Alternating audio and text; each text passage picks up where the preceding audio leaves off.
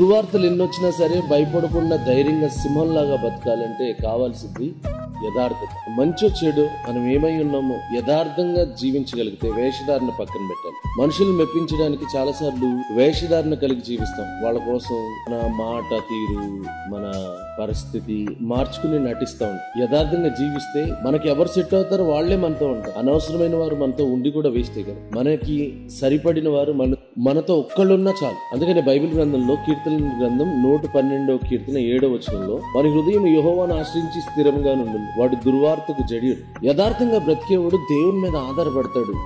జరిగేదాన్ని మనం ఏం మార్చలేం. ఎందుకంటే దేవుడు ఏదైతే చేయాలనుకున్నాడో దాన్ని మార్చాలని ఏ మనిషి ప్రయత్నించినా ఫెయిల్ అవుతాడు, లేకపోతే దేవునికి నచ్చితే మార్చగలుగుతాడు. అంతే తప్ప దేవుని మీద అలగడం వల్ల, దేవునికి వ్యతిరేకంగా పాపం చేయడం వల్ల, అబద్ధాలు చెప్పడం వల్ల జరిగేదాన్ని ఎవరు మార్చి. యథార్థంగా బ్రతికే వాళ్ళు ఏం చేస్తారంటే, సరే జరిగేది ఏదో జరుగుతుంది, అది దేవుని చిత్తమే, గాయమైన ఆ గాయానికి కట్టైన దేవుడే చేస్తాడు కాబట్టి ఏ దుర్వార్తకు కూడా భయపడరు, దేనికి భయపడరు. ఈవెన్ చావు కూడా వాళ్ళకి జోక్గా అనిపిస్తుంది. మరణమైనను దేవుని ప్రేమ నుండి మనల్ని వేరు చేయదు అన్న దేవుని మాట ఎంత అద్భుతమైంది కదా. కాబట్టి యథార్థంగా దేవుని ఎదుట చూడండి, పొట్టివాడైన జక్కయ్య తను యథార్థంగా దేవుని ఎదుట ఒప్పుకున్నాడు. చెడ్డోడు కావచ్చు, మంచోడిని కావచ్చు, యథార్థత. ఆ యథార్థతను బట్టి సడన్ గా నీతిమంతుడిగా మారి. అలా చూసుకుంటే పాపము చేసే స్త్రీ, పాపాత్మురాలైన స్త్రీ సీమోని ఇంట్లో యేసుక్రీస్తు వారి పాదాల దగ్గర కూర్చుంటుంది.